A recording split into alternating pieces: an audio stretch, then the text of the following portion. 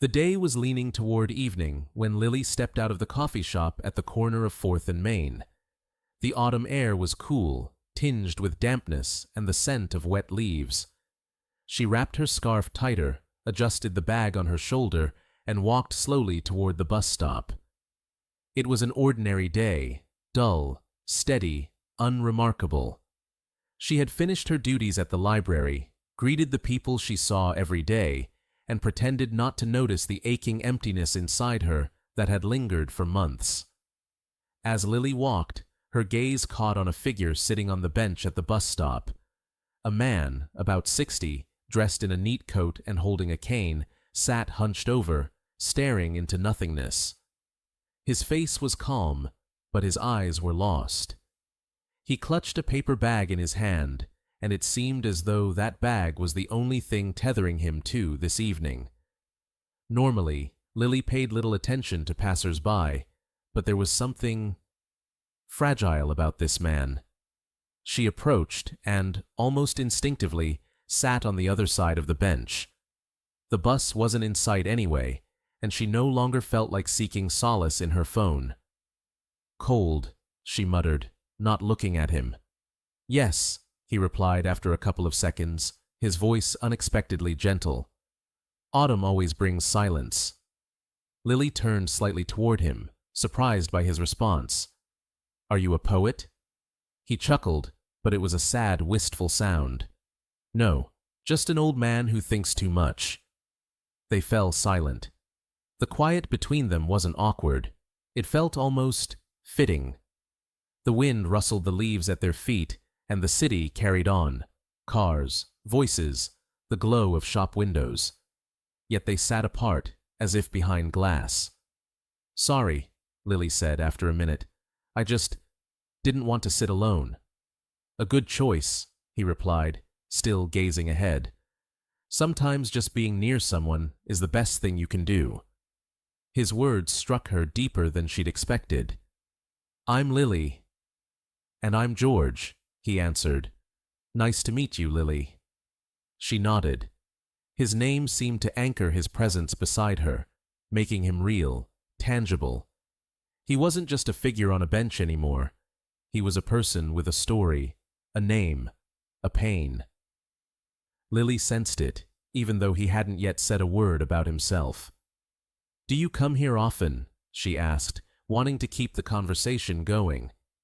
"Sometimes," he said, looking at her for the first time. His eyes were pale blue, heavy with weariness. "My wife and I used to wait for the bus here, every Sunday. We'd go grocery shopping, then sit here. She loved cinnamon coffee, and I just loved being with her." Lily didn't know what to say. Her throat tightened. "She passed away," he said softly. "5 months ago. I still come here. I don't know why. Maybe to hear the wind speak in her voice, or just so I don't forget." Lily looked down. She knew that feeling. Not exactly the same, but close. Loss takes many forms. Death, betrayal, departure. It all leaves an emptiness inside that words can't fill. "I lost my father this spring," she said. "We weren't close, but it's strange how the pain doesn't hit right away. It builds up. I keep waiting for him to call, even though I know he won't." George nodded, as if he understood without needing more. "Time doesn't heal," he said. "It just teaches you how to live with it." A bus passed by, but it wasn't the one they needed. They both watched it go. "I like how you put that," Lily said quietly.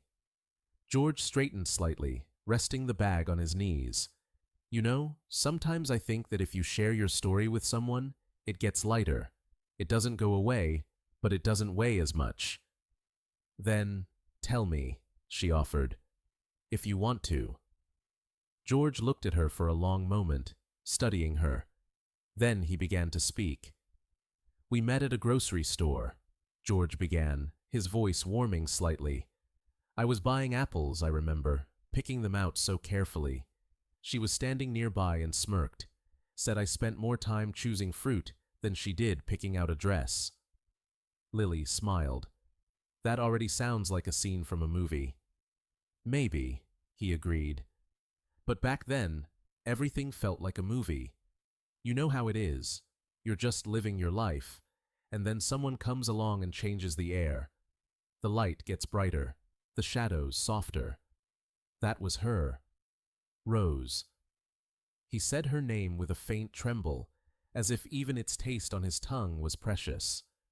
We were together for 42 years, and honestly, we didn't even notice how it happened. There were all kinds of times, poor ones, tough ones, happy ones. She laughed a lot. Even when things got hard, she'd say, "As long as we've got tea, an old blanket, and each other, we're fine." He paused for a moment. The last year was rough. Cancer. It happened fast. Too fast.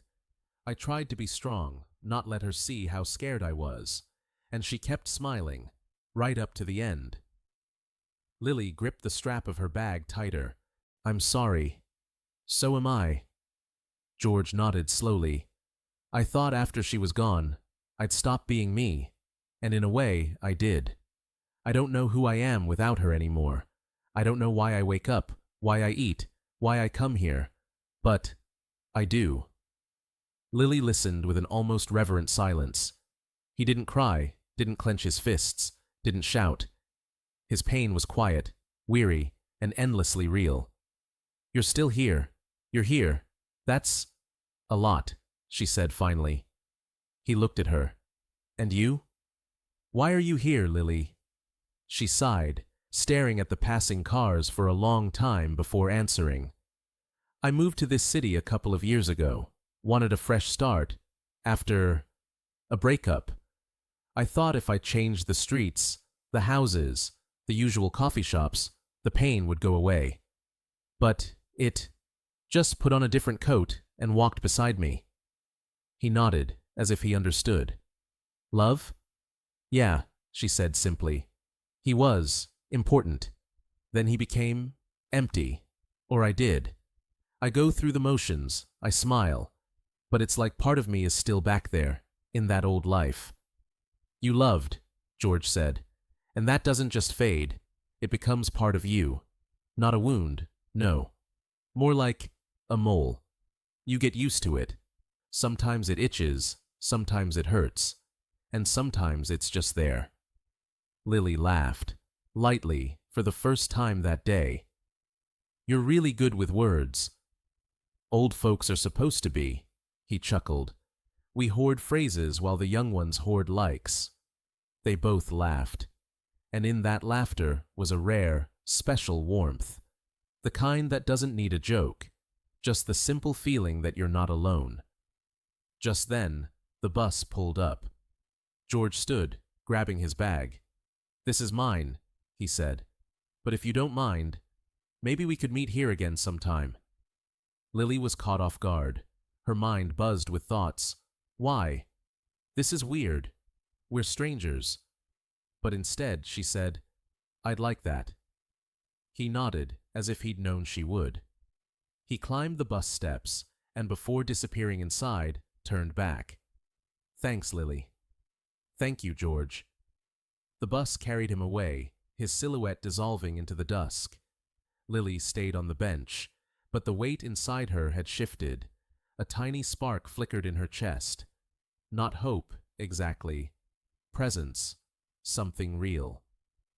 A week passed, maybe a little more. The days flowed like water in a river, slow and shapeless. Lily woke up, made coffee, scrolled her phone, but something had changed. Or rather, someone had. Every morning, stepping outside, she caught herself wondering, would George be there again, on that same bench? Sitting with his cheek propped on his hand, that kind, weary look in his eyes. It wasn't obsession or expectation, more like curiosity laced with a faint warmth, like waking from a good dream you want to finish. On Sunday, she couldn't hold back. She went to the stop a little earlier than usual, just in case. And he was there. George sat in the same gray coat, the same grocery bag at his feet. Seeing her, He straightened and waved. She walked over, smiling. "You're like you knew I'd come." "I hoped," he said, scooting over to make room. "You did promise, after all. And you didn't forget." They sat, watching the light breeze tease the leaves on the trees. The day was colder than last time, but inside, Lily felt oddly calm. "You know, I used to think old age was loneliness," George began. "And maybe it is, in a lot of ways. People leave, things lose their value, your body fails you. But now I think old age is silence, not the absence of sound, but a stillness inside. It used to scare me. Now, you can hear things in it you never noticed your whole life." "Like what?" "Your heart, not the organ, the memory, the feelings, the meaning." He spoke slowly, unafraid of pauses. Lily listened, soaking in every word. "Were you always like this?" she asked. "No," he chuckled. "I used to be hot-headed, ambitious, impatient, always rushing somewhere, wanted to build, achieve, change things. Then I realized the important stuff isn't the result, it's the people, the ones who were there when you laughed, and especially when you cried." She nodded. Her gaze drifted to the asphalt, where sunlight traced patches through the tree branches. "I was rereading some old letters recently," Lily said. "From my mom. She died before I finished college. And in one of them, she wrote, 'You'll find your way, Lily. Just don't walk it too fast, or you'll miss the people walking beside you.'" "A very wise mom," George said softly. They fell quiet. But it was a comfortable silence, like a blanket on a cold morning. After a few minutes, Lily spoke again. "Do you ever think you can start over? At any age?" He laughed, not mockingly, but with warmth. "At my age, starting over might just mean switching pharmacies. But seriously, I think you can, if you find someone who isn't afraid of your scars." "Are you afraid of other people's scars?" He shook his head. I respect them." Lily looked at him closely. There was no pity in his face, no attempt to understand her from a place of superior experience. He was just there. And somehow, that was enough. When the bus arrived, George didn't stand right away. He turned to her. "Will you come again?" "I will." "Then see you, Lily." "See you, George." And once more, he vanished behind the bus's glass. But this time, there was no sadness in her. More like anticipation. Subtle, warm, almost imperceptible. Like morning light slipping under a door. With each week, Lily grew more accustomed to this quiet connection with George. Sundays became little islands in the gray sea of her weekdays. Though they didn't meet often, their conversations were revelations, simple, yet brimming with meaning. But then came a day when George didn't show up. Lily waited on the bench, holding a coffee she'd bought for him. She waited, thinking maybe he was just late. But after 30 minutes, when the bus had come and gone, and people hurried about their lives, she knew something was wrong. She stood, feeling a sudden chill settle over everything. The walk down the street felt empty, her footsteps loud in the silence. She stopped at a nearby bakery, bought a pastry, and sat at a table. This time, she couldn't focus on her phone like usual. Instead, she wondered why he hadn't come. Something had happened. That much was clear. George wasn't the type to break habits. When she got home, her brother Daniel met her at the door. "You're worrying again, aren't you?" His voice was calm, but edged with concern. "George didn't show up," she said, tossing her bag onto the table. "You're still waiting for him?" Daniel raised an eyebrow. "You know that's kind of weird, right, Lily? He's not like everyone else. He's different." Daniel looked at her, but said nothing. Lily sank onto the couch, exhausted. She knew her brother wouldn't get it. To him, this was just another fixation of hers. But to her, it mattered. Understanding the silence George left behind had become more than just bench meetings. She waited until the next Sunday, trying not to think about him too much. But every morning, waking up, she still wondered if maybe this would be the last day she'd sit there alone, hoping to see him. Sunday came again. She went to the stop, not expecting much, but sat on the bench anyway. The coffee stayed in her hands, her heart beating a little faster. This was one of those times when expectation didn't lead to disappointment. George arrived. He looked a bit tired, his coat slightly worn, his face faintly drawn. "Hey," he said, sitting beside her. "Are you okay?" Lily asked immediately, noticing his state. He looked at her and nodded. "Yeah, it's been a rough few days. But I'm fine. It'll be all right." His words eased her worry, though they left room for more questions. "Did something happen?" He paused, thinking. "Yesterday was an anniversary. I wasn't ready for it. Too many memories, too much emptiness at home. I think I'm still trying to find her, even though she's gone." "I get it," Lily said. "Sometimes it feels like you're still searching for the ones who left, and you even find them, just not how you expected." George stared at a fixed point ahead. Lily knew every word, every memory was a stone sinking deeper into his soul. She didn't rush him. In moments like this, silence was worth its weight in gold. "I think about it a lot," George went on, turning to her. "You know, Lily, there are moments in life when everything loses meaning. You ask yourself, why? Why any of it? Why am I still here when the ones who mattered are gone, and I don't know how to keep going?" "Yeah," Lily said softly. "I've felt that too. But then—" George paused, gazing at the city bustle around them. "Then you realize you're not living for something specific. You're living to move forward, and if someone shows up beside you, even if it's just a chat at a bus stop, that's already a lot. You remember you're not alone." Her heart fluttered. His words were simple, but they carried a depth that laid bare her own struggles. "I think we're all learning how to be there for each other," Lily said. He nodded. "Yeah, we're learning." When Lily got home, she felt that day had become something significant. Not dazzling, not life-altering, but special. Maybe because she'd finally heard George say the words she couldn't admit to herself. "You're not alone." She couldn't pinpoint why those words hit her so hard, maybe because she still didn't believe them. She tried to fill the emptiness, at the table, in the kitchen, in her mind. But she was still alone. Sometimes, when night fell, despair crept in, dark thoughts taking over. But tonight was different. Sitting at her kitchen table, she didn't just feel loneliness. She felt peace. Not a peace that came on its own, but one born from accepting where she was. She was part of something bigger than herself.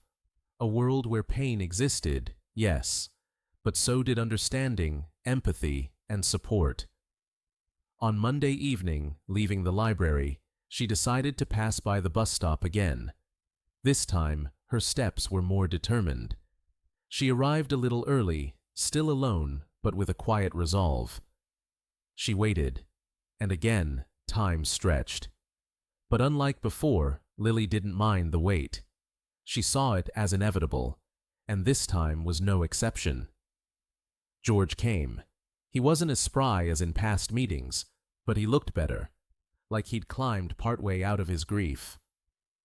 "Hey," he said, sitting beside her. "How are you?" Lily noticed he wasn't asking out of politeness.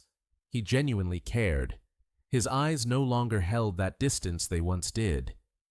He saw her as a person now, not just a passerby. "I'm okay," she replied, smiling. "You?" "Better. Thanks for being here." He said it with such gratitude that Lily felt a faint warmth spread across her face. "I was thinking maybe I've been missing something," she said. "I kept looking for answers and couldn't find them. Then talking to you, it suddenly got a little clearer. Not solutions, but understanding. He looked at her with warmth. That's the biggest help there is, he said.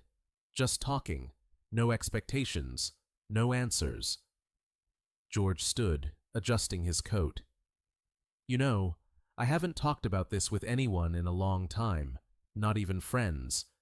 You get used to pretending everything's fine, but then you forget what it's like to just be alive. Lily nodded. She understood. There was nothing grand about this meeting, no earth-shattering revelations, no drama to reshape their lives. But something had shifted. I think the most important thing, she said, is being here, now. Even if everything feels empty, you're still living. That's the only way through it. George sat back down, setting his bag heavily beside him. Sometimes it feels like every day is a small step into the void, but those steps, they're not into nothingness. They're steps toward others, steps we take together. Lily looked at him, her heart swelling with a quiet gratitude, for the chance to talk with him, for these moments when silence wasn't heavy but soothing. She stood and met his gaze.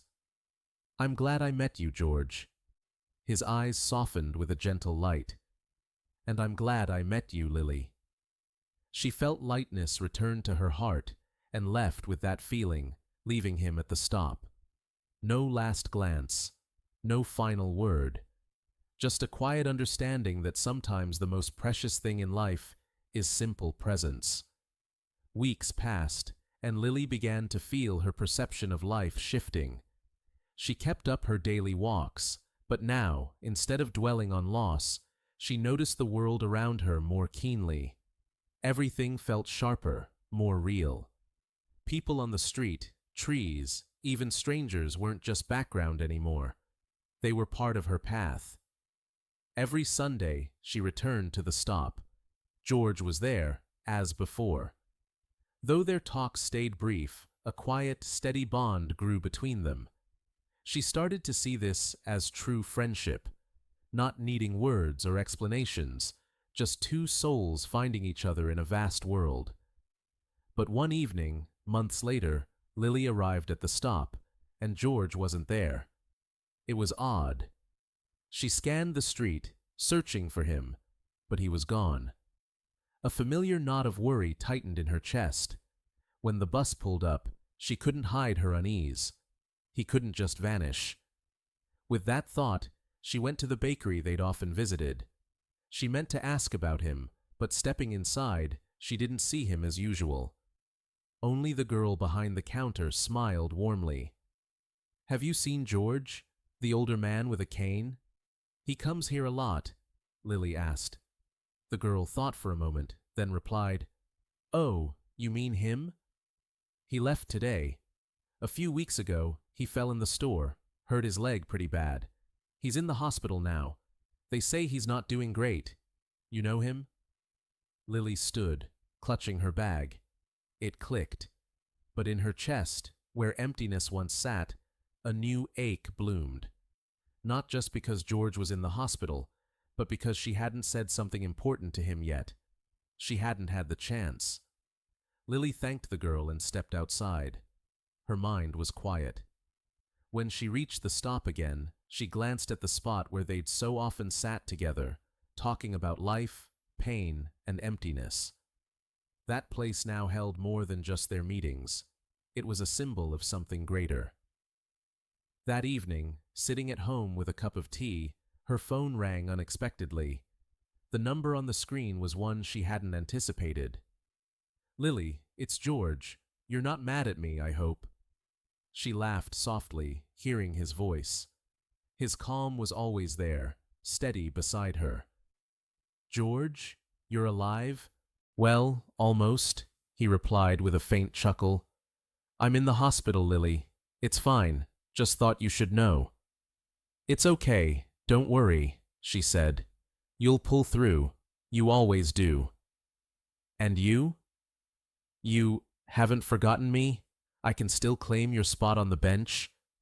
I'll be waiting, Lily replied, her voice carrying something vital she hadn't been able to say before, an immeasurable gratitude for every word, every moment they'd shared.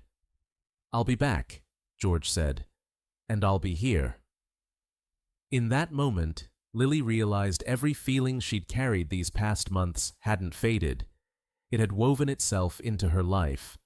She'd learned not to be alone.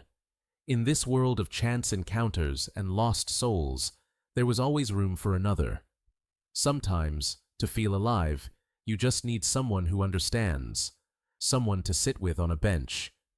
Even amidst all she'd been through, Lily felt a light growing inside her, a light of acceptance, of connection, a bond that needed no words, no proof. It was there, with this world, with this person, and that was enough. Time moved on, and Lily found herself wondering more often why these meetings with George mattered so much. Their talks weren't full of grand events or profound discoveries.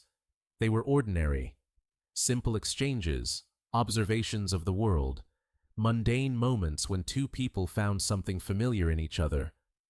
But there was something in it. Lily felt her life, once heavy with loneliness and uncertainty, slowly filling with meaning. She began noticing things she'd overlooked before: the joy in an old woman's smile at the checkout, the genuine curiosity of strangers on the street, the sound of children's laughter drifting from a playground. It all seemed to matter. Each time she went to the stop, she thought maybe this would be the last day. But George always showed up. She came to know him as part of this city, part of her life. She waited for him like an old friend, someone you don't need to say much to, just to know you're needed. But one day, arriving at the usual time, he wasn't there. It wasn't his first absence, but this time, something tightened inside her. She didn't want to sit alone today. She thought she'd walk down the street, that it might make her feel better. But a few steps in, the unease wouldn't leave her. Lily went to the bakery, hoping to find George. Like before, he wasn't there. The girl behind the counter didn't know where he was. "George is gone again," Lily said, her voice tinged with worry. "He hasn't been in for a few days. I heard he had surgery. Something about his legs. He was in a lot of pain," the girl replied. Lily paled. She hadn't known George was back in the hospital. It hit her like a thunderbolt from a clear sky. "Which hospital?" she asked. "St. Michael's," the girl answered. Lily thanked her and hurried off. The hospital wasn't far, but her steps felt heavy, as if she couldn't get there fast enough. When she entered, the quiet calm of the place struck her immediately. George's room had its own stillness. He lay in bed, his face still weary, but he recognized her as she walked in. "Lily," he said with a smile, "you finally came." "I thought you'd forget me," she said with a light laugh. "Forget you? Never. You're the only person I can talk to without worrying." Lily's heart swelled with something vital. She approached his bed and took his hand. "How are you feeling?" she asked, trying to mask her concern. George nodded, though he didn't answer right away. "Better. It's all unpleasant, but I'll manage. It's not as painful anymore. I just didn't expect it'd be so hard to move. I feel lost, like that moment when you first realize everything's changed." She sat beside him, and her presence seemed to bring him peace. Lily didn't know what to say. She felt words were unnecessary just then. "I can't believe you're here," George said. "You came. You didn't leave me alone." Lily met his eyes.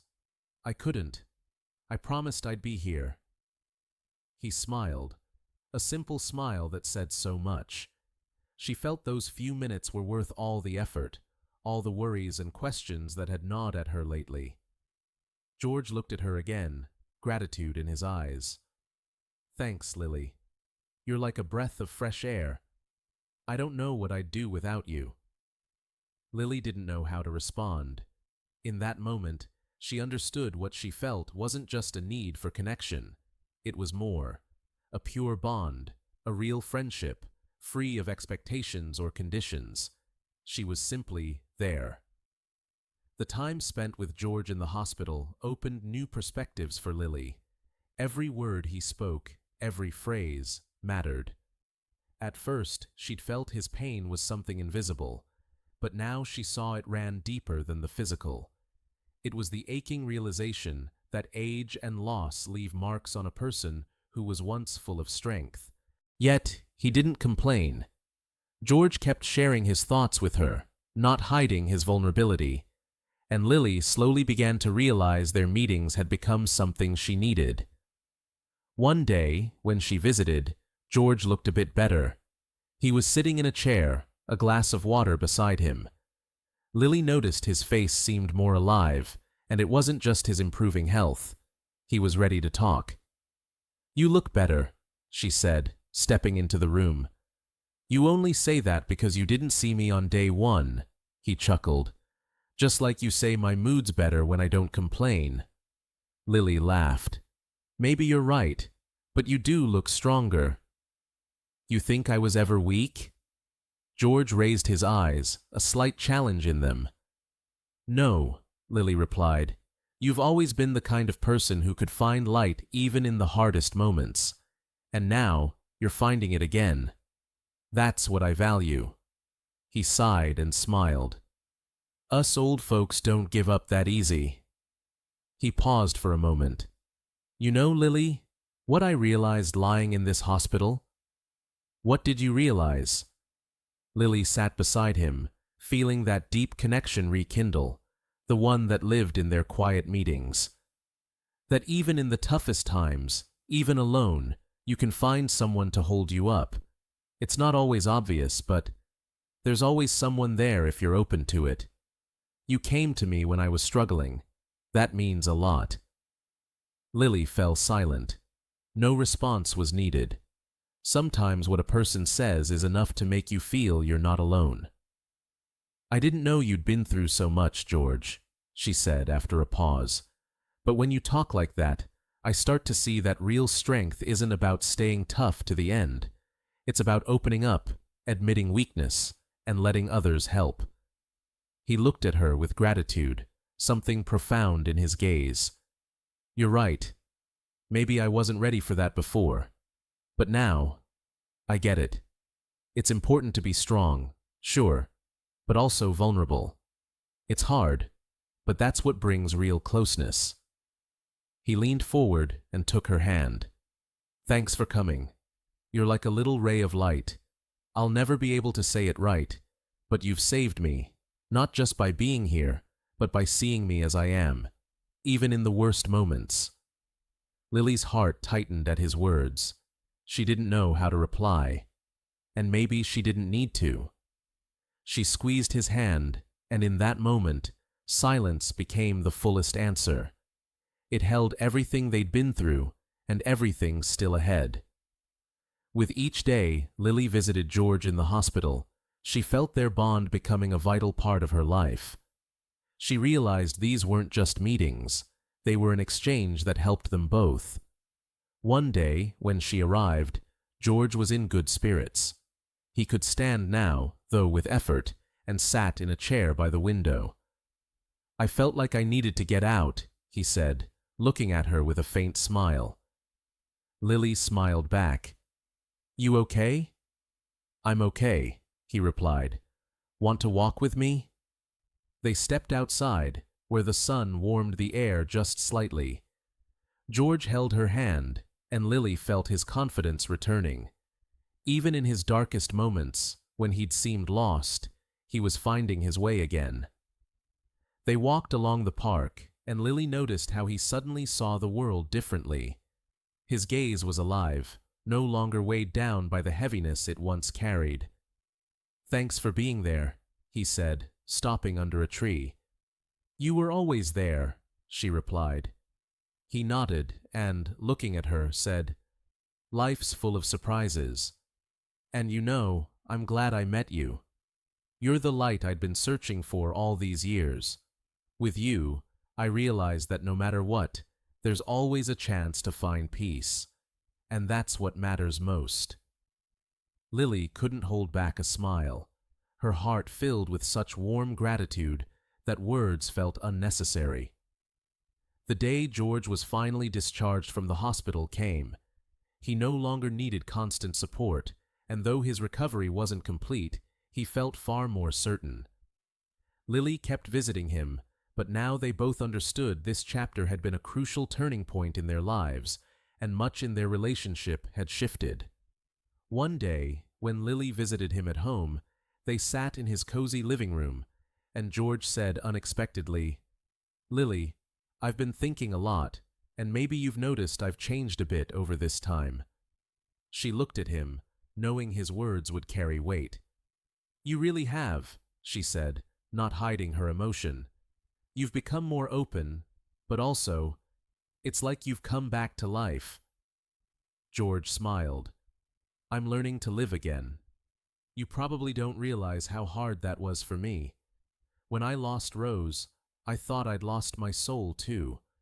But then you came, and I saw that as long as you're alive, it's not over.